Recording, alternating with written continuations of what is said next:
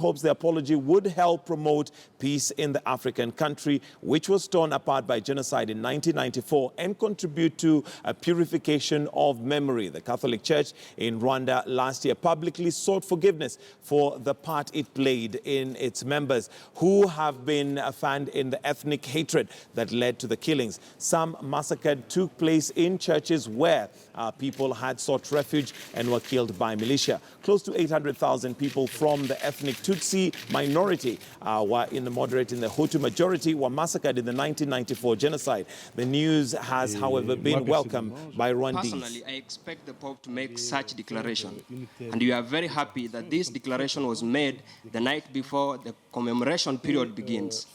I think that is a very strong message for us survivors, but also for all Rwandans in general.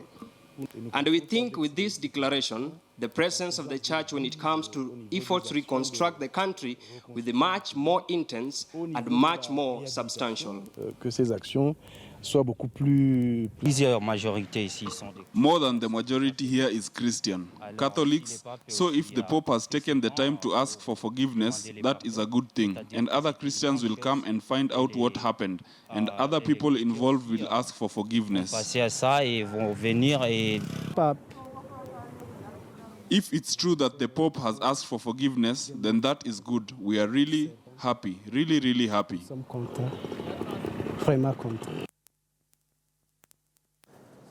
And now we'd like to cross over to our reporter in Rwanda, and that's Eugene Anangwe, just to get a bit of a scope of this particular development. Good morning, Eugene, and thank you for joining us. And, well, the Pope giving an apology to the president. How is that going to be received in Rwanda, Eugene?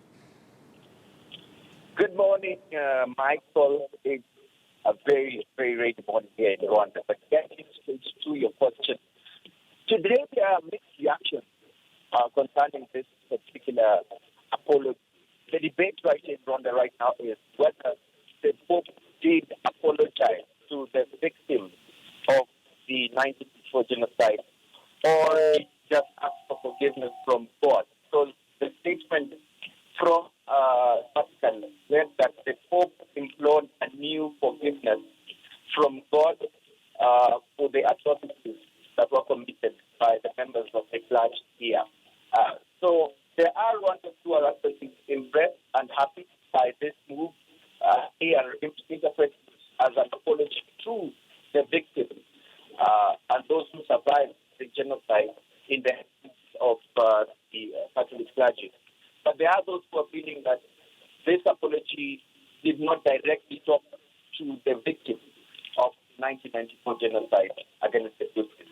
But since the Pope actually is the one who had invited President Kagame to Vatican, then many are actually reading this as goodwill. And it's a very historic move that actually has been waited for a very, very long time, Michael. All right, Eugene, and might Rwandese feel that this is too little, too late? I mean, this is something that happened quite a while ago. How is it going to be received, the apology coming at this time? What can we say about the timing? Michael, the timing is very significant. We are just heading to the commemoration of the genocide against the Tutsis, which happens every April. And so coming at this particular time, definitely it is too late, but very significant. Because you remember sometime last year, the Catholic Episcopal, members did send an apology, and an apology that was actually shot down by the Minister of Foreign Affairs and termed as inadequate. But coming from the Pope himself, if the interpretation is right, that he has actually apologized, then the issue of timing is not quite significant, but the message that it sends is what is very important for Rwandans right here.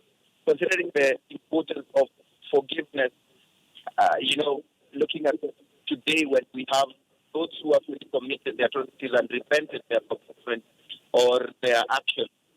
So it's very significant, whether late or not, but very, very important coming from the Pope. So, Eugene, sorry, I do apologize. I'll have to cut you short. We seem to be having a problem with the line. It's not very clear, but we'll catch up with you a little bit later on once we have that sorted out. So my apologies for that. But joining me in the studio now, we have Reverend Professor John Lukwata, a lecturer at the Catholic University of East Africa. Good morning. Good morning, and sir. thank you for joining us on Worldview. Thank you for having me. All right. Now, just to hear maybe from you the significance of an apology from the Pope.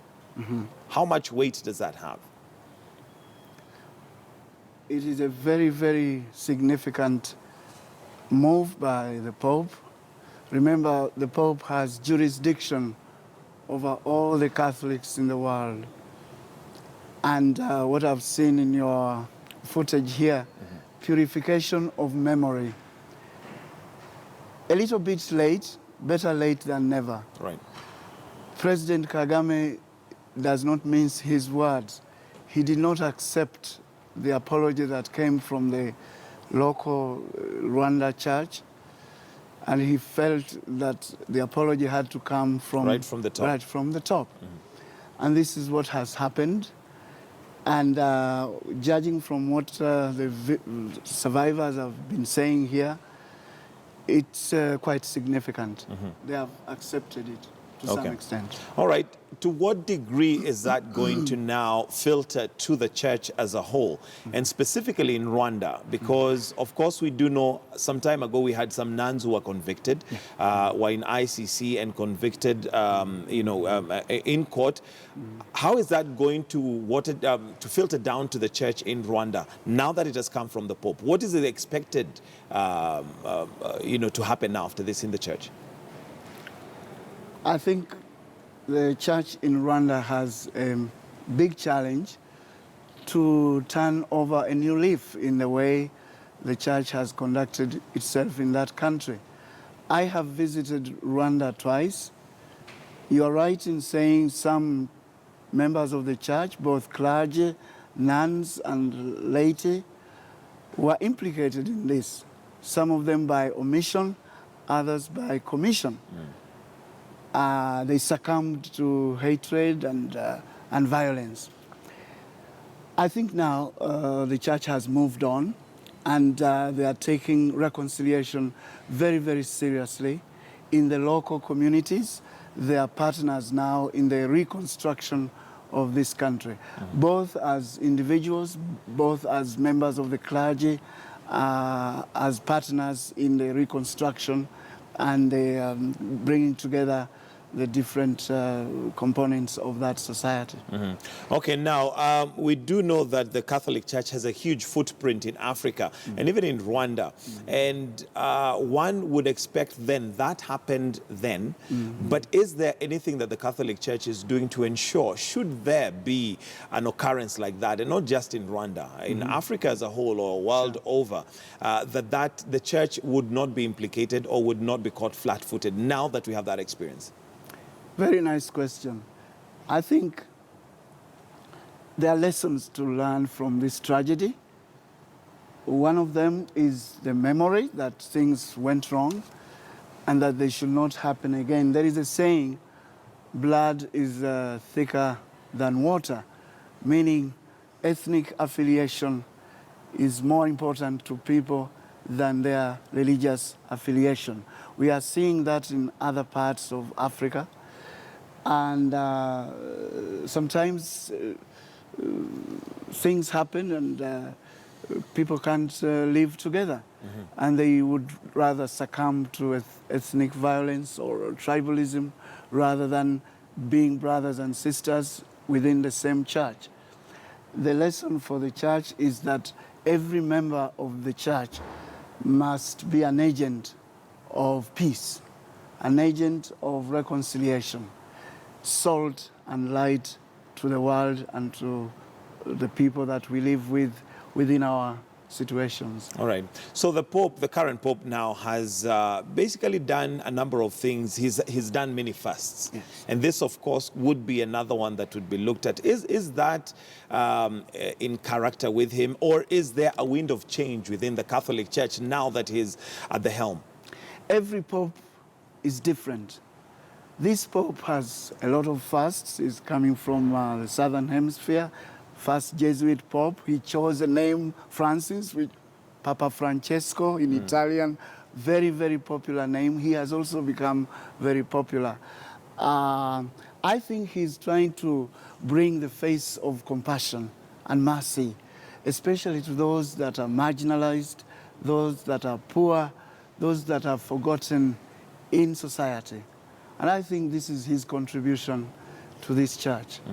Yes. Do you see that as a wind of change within the whole church? Because obviously, as the leader of the Catholic Church, with all these many fasts that he's bringing in, is that likely to be carried on by his successor? It might be too early to talk about that now, but do you see it carrying on, or would it be something that he is championing on his own, and once his regime is over, then we wait and see what happens? I think he stands a chance of being emulated by many others. He has become a role model of simplicity. I like to think that his legacy will be carried on by other priests and bishops and even lay people in carrying out the mission of the church today. Yes. Okay, going back to Rwanda and the fact that, like I mentioned earlier, the Catholic Church has a huge footprint in Rwanda. Is there a deliberate mission to maybe try and convert more to Catholicism, given that the church is giving this apology now? When you speak to some people in Rwanda, there is an impression that for so long the church kind of lost its face of what it is supposed to be, the leaven of society, the light of the world. I think slowly, it is a slow, but it will bring some good results. That the church will slowly bring back its credibility. Remember, as we speak now, there is mutual trust that has been re-established between church and state. The church is a partner in the development agenda of this country, in schools, in hospitals, and in other development aspects of this country. My hope is that this church in Rwanda will slowly regain its position in that society. Unfortunately, it can't happen overnight. All right, thank you very much, Reverend Professor John Lukwata, lecturer at the Catholic University of East Africa. Thank you very much for your time. Welcome. Now we'll move